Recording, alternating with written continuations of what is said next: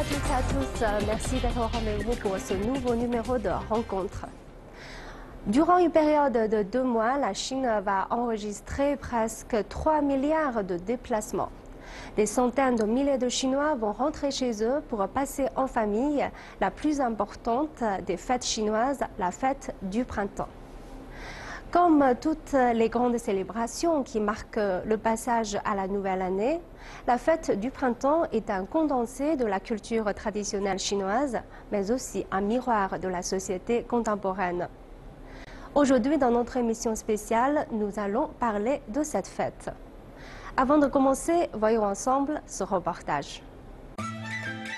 La fête du printemps marque le premier mois de la nouvelle année lunaire. Traditionnellement, la fête démarre le 23e jour du 12e mois lunaire et dure jusqu'au 15e jour de la nouvelle année. La fête du printemps, ou Chunjie, est la plus importante des fêtes en Chine. Elle remonte à 4000 ans et possède de nombreux us et coutumes auxquels les Chinois sont très attachés. Des devises parallèles, calligraphiées sur papier rouge, sont collées de chaque côté des portes. On accroche des lanternes, on mange des raviolis jiaozi, on regarde le gala de fin d'année de CCTV, on fait sauter des pétards, on visite amis et relations pour leur souhaiter la bonne année. Bien qu'elle demeure éminemment traditionnelle, la fête du printemps voit aussi l'émergence de nouvelles pratiques. Smartphones et réseaux sociaux sont devenus des outils incontournables pour échanger des vœux avec ses amis et collègues ou envoyer des étrennes électroniques. Mais loin d'être dilué dans la modernité, le sens profond de Chunjie reste immuable. La fête du printemps est synonyme de renouveau. Elle permet à tous les Chinois d'entamer la nouvelle année plein d'énergie et de bonnes résolutions. Merci de nous retrouver. Sur notre plateau aujourd'hui, Monsieur Wang Kun, vous êtes sociologue et professeur à l'Université des langues étrangères de Beijing. Et Madame Nazira Tarzuit, vous êtes la présentatrice à la chaîne arabe de CCTV. Merci d'avoir accepté notre invitation et partager ici avec nos téléspectateurs votre expérience de fête. Alors, quand on parle de l'origine de la fête du printemps, pensez-vous qu'il s'agit plutôt d'une fête agricole surtout? Je crois que pour les Chinois, en fait, la fête du printemps, c'est une fête purement agricole, je dirais, parce que les gens commencent à avoir ce genre de coutume, d'occasion de fêter un moment de passage de changement de l'année, justement parce que les gens respectent un calendrier qui est agricole, qui suivent les saisons, donc les moments de semer les grains, de récolter. Donc le passage d'une année à l'autre annonce l'arrivée du printemps et un autre élan de culture. Donc je crois que les Chinois suivent beaucoup leur temps, leur saison, donc respectent le ciel et leur terre. Donc c'est pour cela que je dirais la fête du printemps est dès l'origine une fête agricole. Madame Tarzuit, y a-t-il eu un équivalent de la fête du printemps dans votre pays, en Algérie? Effectivement, oui. Il y a ce qu'on appelle le nouvel an berbère, que j'appellerai Amazir, je préfère employer le mot Amazir. Au nord africain, pas seulement en Algérie, mais vous avez le Maroc, la Tunisie, la Libye, en fait de l'oasis de Siwa de l'Égypte jusqu'à Tanja du Maroc. Ça s'appelle Inneir, le nouvel an berbère ou Amazir. Il est agraire aussi, calendaire. Il se base sur le temps, la météo, l'agriculture, parce que les deux sociétés chinoises, on fait une petite comparaison, des sociétés qui se sont basées pour vivre sur la terre, cultiver la terre et l'élevage de bétail aussi. Mais on voit dans les rituels de la fête du printemps, traditionnellement, il y a aussi des aspects religieux. Lorsque la capacité de la nature dépasse largement la capacité humaine, donc on a naturellement développé cette croyance de la nature, les montagnes, les eaux, les arbres, donc toutes sortes de choses. On voudrait croire qu'il y a un esprit, quelque chose au-dessus de tout ce qui est humain, donc supranaturel existe. Donc cette croyance peut être appelée une religion ou autre, mais en tout cas, les Chinois croient beaucoup de choses de ce genre durant leurs fêtes. Par exemple, ils ont les coutumes de tirer les pétards pour chasser les mauvais esprits, donc de coller les deux parallèles sur leurs portes pour attirer les bonheurs, etc., etc. Donc toutes sortes d'activités de ce genre symbolisent leurs croyances, dans le temps bien sûr, mais aujourd'hui on respecte les coutumes. Ouais, je pense que vous avez raison de l'appeler une croyance plutôt qu'une religion, parce qu'il y a quand même une différence. Voilà.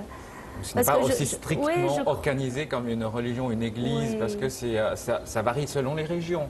Les gens du nord, du sud, de l'est, ouest, ils ne croient pas les mêmes choses. Oui, et en plus, je pense, ce que les Chinois croient, enfin, quand ils font des rituels, entre guillemets, religieux, ce sont les ancêtres.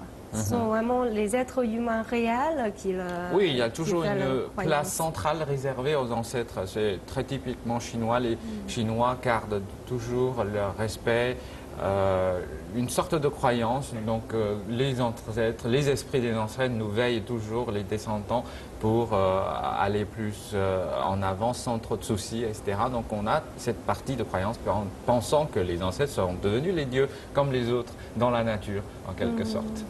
Vous êtes en Chine depuis 11 ans déjà. Qu'est-ce qui vous intéresse plus dans cette fête? Ce qui est très intéressant dans cette fête, premièrement, je voudrais commenter un petit peu sur ce que notre sociologue ici avait dit. Oui, c'est une religion, parce qu'une religion, on y croit en quelque chose. Donc, croire à un esprit, une force surnaturelle, quand on n'arrive pas à trouver comme un être humain, ça dépasse notre capacité d'expliquer, on dit une force surnaturelle, des esprits. Et de même, pour le nouvel an Amazigh, Inayer, on allume les bougies, ici c'est les lanternes, chez nous les bougies, pour accueillir ou bien pour souhaiter la bienvenue aux bons esprits, pour nous ouvrir une nouvelle année fructueuse en agriculture. Oui, le plus intéressant pour moi, c'est la réunion de la famille, de tous les retrouvailles de la famille, surtout ceux qui vivent à l'étranger par exemple. Sinon, même en Chine, dans une autre ville, pendant toute l'année, c'est l'occasion idéale pour se retrouver, pour se réunir et pour mettre l'accent sur le principe union. Et famille qui veut dire le noyau de la société. C'est une question par curiosité. Est-ce que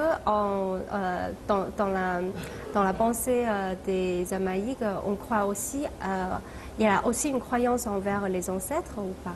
Oui, bien sûr. D'ailleurs, Inayer, le nouvel an Amazigh, si la continuation de célébrer ce nouvel an, c'est parce qu'on y croit à notre origine. Croire à nos ancêtres, c'est pour continuer, pour que cette culture, très bien, humaine, voilà, c'est pour que ça continue, la préservation de la célébration de cette fête qui est unique, qui est les retrouvailles de la famille. C'est ce qu'on peut voir, par exemple, dans les recherches de l'anthropologie, qu'il y a toujours des histoires, des narrations sur l'origine d'une tribu, d'un peuple. On se raconte toujours, on est les descendants des, je sais pas, des oiseaux, des poissons, des dragons pour les Chinois. Mais en fait, c'est très humain, c'est pour les sociétés humaines. On a donc cette tendance, cette envie toujours de comprendre notre origine esprit. Donc on essaie de garder quelque chose, l'écho du passé. Donc ce serait une tradition. Pour la fête du printemps, par exemple en Chine, ça peut être autre chose, l'effet des danses, des chants dans d'autres tribus. Mais en tout cas, je crois que ça fait partie de la culture de l'humanité, en quelque sorte, qui serait très intéressant de comprendre que non seulement les Chinois fêtent leur fête du printemps, mais les peuples à travers le monde ont leur propre façon de fêter, de marquer cette continuité de vie de génération en génération. C'est-à-dire c'est la nature humaine en fin de compte. On cherche toujours à savoir d'où est-ce qu'on vient. Oui, c'est l'effort pour trouver notre origine, qui est un peu universelle, une valeur universelle. Et je voudrais savoir, pendant votre séjour en Chine, vous avez sans doute passé quelques fêtes du printemps avec vos amis chinois. Et comment vous avez senti l'ambiance? Quelles activités avez-vous participé? Je suis venue la première fois en Chine en 2005, mais j'avais des vacances. Pendant la fête du printemps, je rentrais chez moi, en Algérie, ou bien je voyageais un peu partout en Europe. Mais en 2008, en fait, j'avais préféré passer la fête de Nouvel An chinois juste pour savoir comment ça se passe. C'était une atmosphère conviviale, c'était chaleureux, toute la famille. Ça m'a fait rappeler chez moi. Nous, on prépare du couscous. En Chine, les raviolis. on mettait des petites cacahuètes dans quelques-unes des raviolis. Ça m'a fait rappeler les beignets de ma grand-mère qui mettait des pois chiches. Et quand voilà, et quand l'enfant tombe sur le beignet où il y a le pois chiche, on dit que cette année lui apportera beaucoup de chance. Il va étudier bien, il est déjà à l'école. Voilà, dans le genre. J'ai beaucoup aimé. J'ai passé aussi le Nouvel An chinois à Iyo, à la province de Zhejiang. Donc c'est un peu dans le sud. C'est un peu dans le sud. C'est différent comment on célèbre, mais la chaleur familiale est toujours la même. Que ce soit au Zhejiang, à Pékin ou chez moi, c'est toujours la même chose. Pendant Noël aussi. Mais quand même, il y a une différence entre les célébrations dans le nord du pays, dans le sud du pays, même entre les villes et les campagnes, n'est-ce pas? Oui, en fait, tout à l'heure, on a parlé de la valeur familiale, donc on accorde beaucoup d'importance à la famille, mais les façons dont on passe la fête, dont on organise la fête est un peu différente, parce que lorsqu'on commence par rappeler que cette fête est une fête agricole, donc cela dépend beaucoup du produit, de la culture. Donc, dans le nord de la Chine, on a une large partie du nord de la Chine qui est une zone de culture du blé. Donc, on a une tradition de travailler les pâtes, donc de faire du pain cuit à la vapeur, de faire des raviolis, des nouilles, etc. Alors, dans le sud de la Chine, surtout dans le bassin de Yangtze et encore plus sud, c'est une zone rizière, donc on a beaucoup plus de culture de riz que de blé. Le climat décide. Et donc, beaucoup de choses, ce qu'on cherche à fabriquer, même des nouilles, sont à base de riz. Donc, des gâteaux sont à base de riz. Donc, on utilise beaucoup de sortes de riz glutinants, de différentes couleurs, plus foncées, rouges, pourpres, etc. Donc, c'est toute une autre, je dirais, de gamme de produits qui ont été fabriqués à base de ces produits locaux. Donc, mais en tout cas, donc, quelle que soit la différence des produits, des cultures qu'on trouve sur le lieu, mais l'idée c'est la réunion familiale et on va mettre des bonnes choses sur la table et on va se régaler, donc on va se retrouver, se réunir et de fêter ensemble. Mais pensez-vous que ces dernières années, avec l'évolution de la société, il y a beaucoup de rituels qui ont un peu perdu dans le temps? Enfin, je crois que c'est la façon dont s'organise la société qui a changé, commence à changer parce que notre façon de vie, on s'éloigne davantage avec bien sûr la facilité de transport. On peut voyager de plus en plus loin, on peut choisir une ville où on travaille à 3000 km de chez soi, de chez ses parents, etc. Donc ça nous fait moins d'occasions de rentrer et surtout pendant une période qui est relativement serrée. Donc tout le monde cherche à rentrer par l'avion, par le train, etc. Donc ça fait donc pas très agréable de faire ce trajet. Donc les gens ont commencé à faire d'autres choix, par exemple de voyager à l'étranger. On profite de l'occasion de ne pas rester chez soi, mais plutôt d'aller à l'étranger pour passer une fête, disons, ailleurs, mais exotique, et de découvrir d'autres choses. Donc c'est de plus en plus proche des vacances que de réunions familiales. Donc il y a un changement de mode de vie actuellement dans notre société, bien sûr avec l'enrichissement de la population. Donc petit à petit, on commence à moins penser à faire perdurer notre tradition de faire des raviolis, etc., mais plutôt d'aller découvrir autre chose. Et en plus, on peut manger du ravioli à n'importe quel moment de l'année maintenant. Oui, effectivement, c'est vrai aussi. C'est-à-dire qu'il y a une banalisation de la fête. On commence assez tôt à préparer toutes sortes de nourritures spécialisées pour les fêtes. Donc maintenant, donc les versions congelées sont disponibles dans les supermarchés à travers toute l'année, etc. Donc du coup, ça fait moins, je dirais, rituel. Donc en fait, pour faire des raviolis, ça mobilise toute la famille. Parce que ça demande beaucoup de travail, comme le couscous par exemple. Oui. Donc toute la famille doit se mobiliser. Même les enfants doivent participer à faire des raviolis, d'apprendre comment on peut rouler la farce dans la pâte, etc. Donc la famille se retrouve, ils trouvent quelque chose à faire ensemble. Donc c'est un moment de communication, de s'échanger. C'est une ambiance. Voilà, c'est l'ambiance qu'on cherche à créer. Donc, l'intérêt ou la valeur ne se trouve pas dans le produit tout fait, lui-même, mais plutôt dans le comportement, dans cette occasion créée. Donc tout le monde a mis l'effort pour se retrouver quelque part et de rester un moment ensemble et de créer cette ambiance de fête. Et quel est votre constat? Comme il avait dit, je joins ma parole, c'est le plus important, c'est l'union, c'est partager, c'est à faire des choses ensemble, c'est l'union. C'est toujours mettre l'accent sur ça.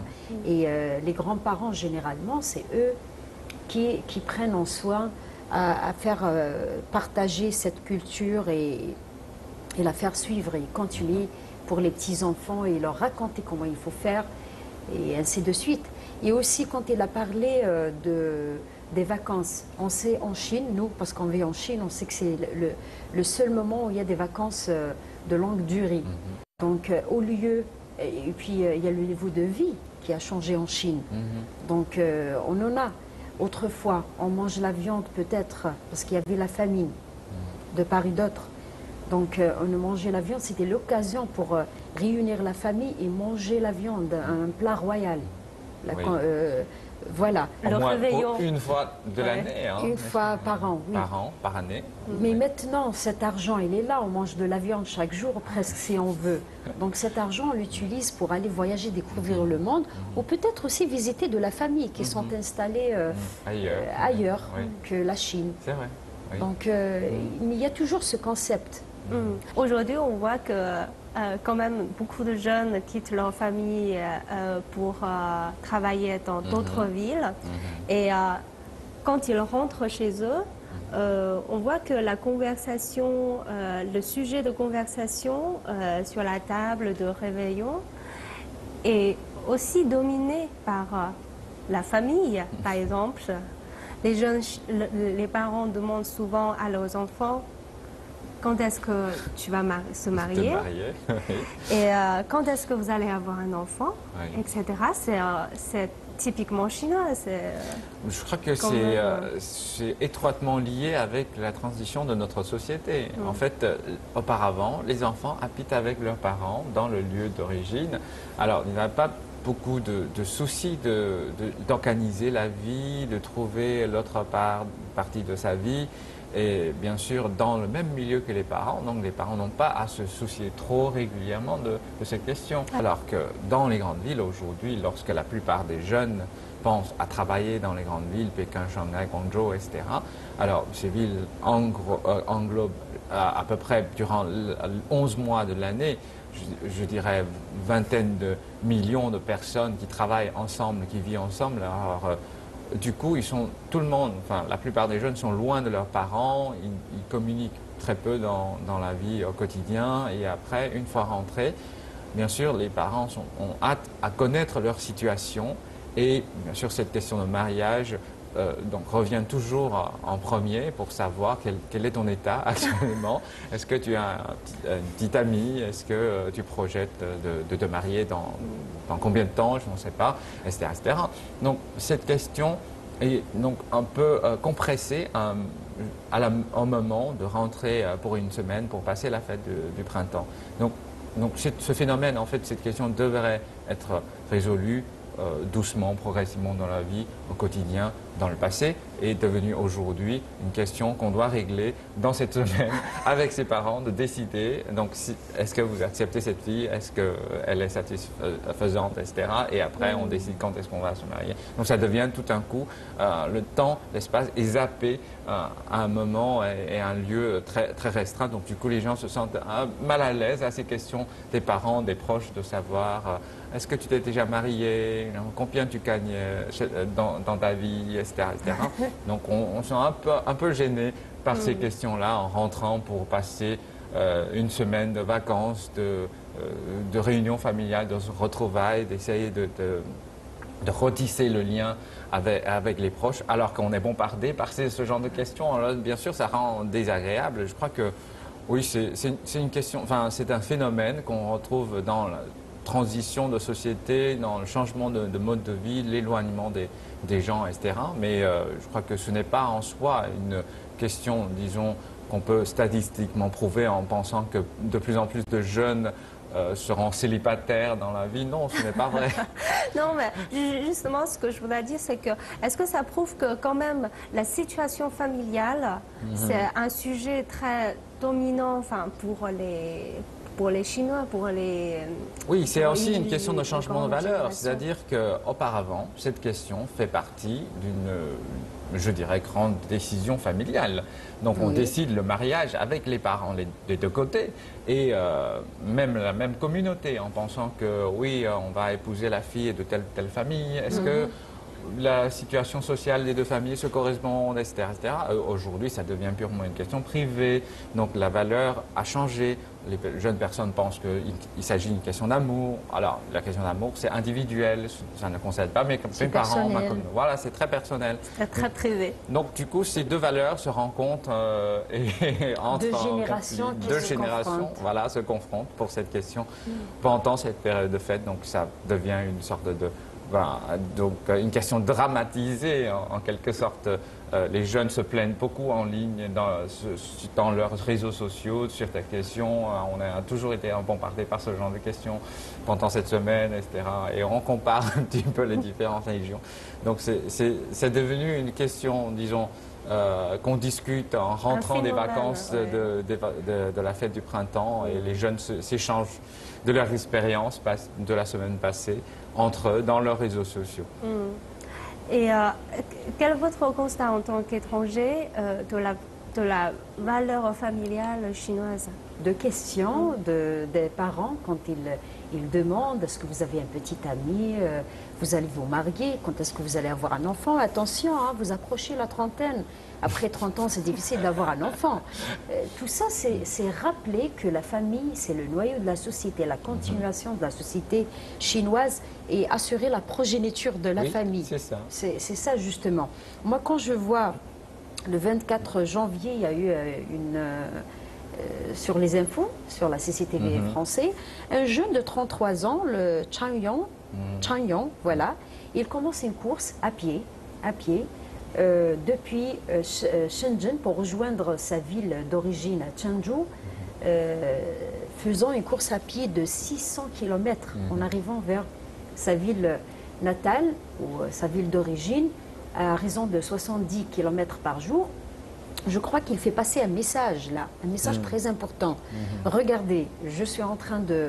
Parce qu'il rencontre beaucoup de gens, de coureurs et tout, et les jeunes, 33 ans, c'est la moyenne. Maintenant, même le mariage, c'est Oui, c'est autour presque de cette c'est l'âge période, de oui, se oui, marier oui, en oui. Chine. Ouais. En plus, avec quand même la politique d'un seul enfant, de l'enfant unique, a changé, heureusement, pour beaucoup de gens.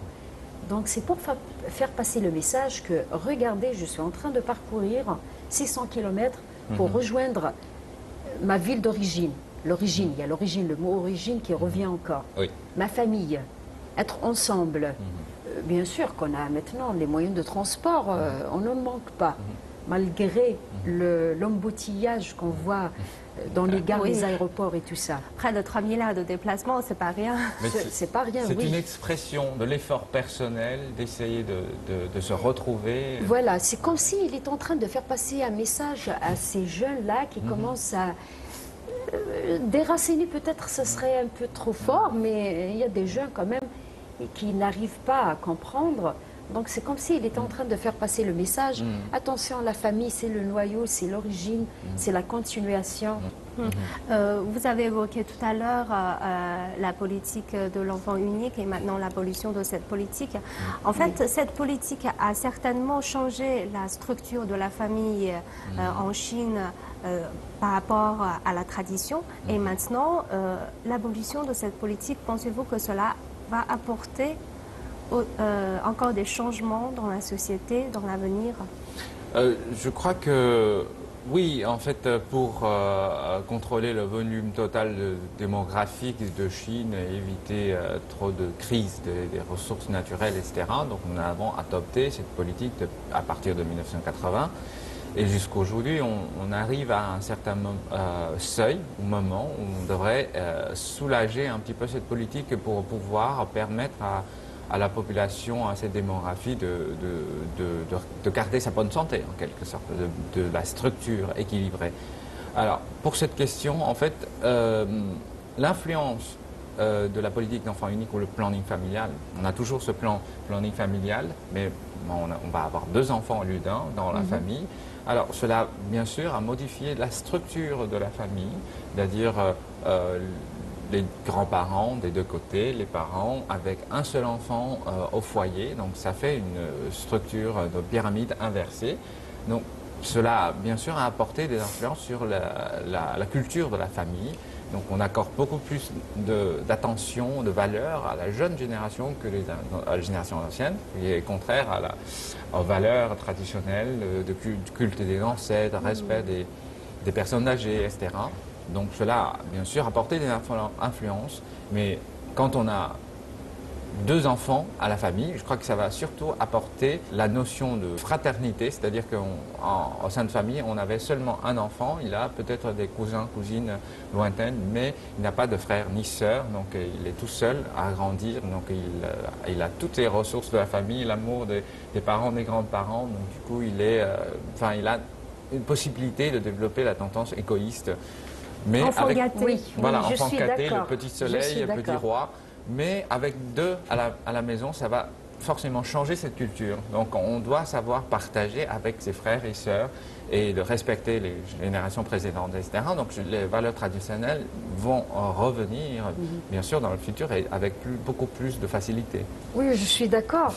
Il y a beaucoup de points positifs dans cette politique, à part augmenter le seuil des jeunes. Et on est dans l'année du singe. C'est un signe Oui, un bon zodiaque signe. chinois, Ah, un bon bon signe. signe, très smart, très intelligent. Les statistiques disent que on verra naître pendant cette année 20 millions de petits Chinois avec la nouvelle. Voilà. Oui. Donc c'est une force dans l'économie chinoise, le revenu de l'individu et pour la Chine aussi.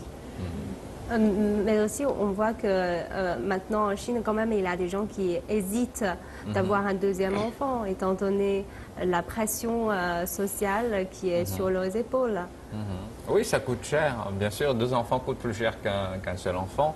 Mais cela dépend parce que ça dépend beaucoup de génération, de l'âge, de la couche sociale dans laquelle on se trouve. Donc je crois que cette question, statistiquement parlant, pour toute la population chinoise, on constatera une nette augmentation de nombre de naissances dans un proche futur, mais je crois que ça va se stabiliser parce que déjà, en fait, pour l'autre partie de la politique planning familiale, on avait déjà soulagé la pression pour les familles ayant des enfants uniques. C'est-à-dire que l'un des parents, lorsqu'ils étaient parents uniques, il y avait la possibilité déjà d'avoir 2 enfants. Donc ce n'est pas un changement brutal. Vous allez passer votre fête du printemps en Chine ou vous allez rentrer dans votre famille? Voyager un petit peu. En fait, ce que je n'ai pas évoqué au début, moi, la culture chinoise, elle m'est pas nouvelle. Ce n'est pas en venant en Chine que j'ai commencé. Dans mes lectures, j'ai été toujours fascinée depuis l'âge de 16 ans. Ah oui. J'ai été fascinée, moi je voulais venir en Chine pour étudier la médecine traditionnelle chinoise. Mais à l'époque, ce n'était pas possible. À 16 ans, c'était qu'un rêve. J'avais un rêve qui s'appelait rêve chinois. Alors que mes camarades, ma génération, ils rêvaient des États-Unis, des American Dream. Mais moi, c'était la Chine. Et voilà, j'ai exaucé mon rêve et je suis venue en Chine. Mais je suis passée en fait par les sociétés installées en Algérie, les sociétés chinoises, là où j'ai connu beaucoup de Chinois, où j'ai aussi vécu avec eux comment ils célébraient en fait la fête chinoise, le nouvel an chinois. Et cette fois-ci, peut-être, je vais rentrer chez moi pour célébrer avec mes amis chinois, mes ex-étudiants, parce que j'ai enseigné à un moment des étudiants chinois qui travaillent en Algérie en ce moment. Alors, merci à tous les deux d'avoir partagé votre expérience de fête avec nos téléspectateurs.